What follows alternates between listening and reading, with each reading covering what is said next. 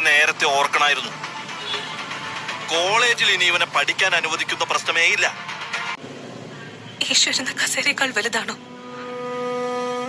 അച്ഛന്റെ ഈ കസേര?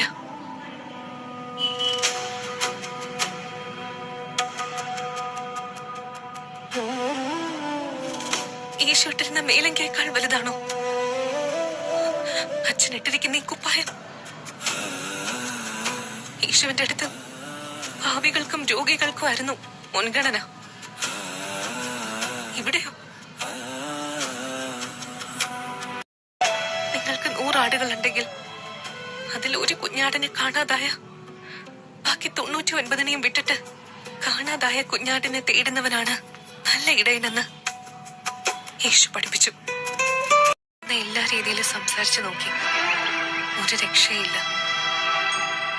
നടന്നില്ല അല്ലേ?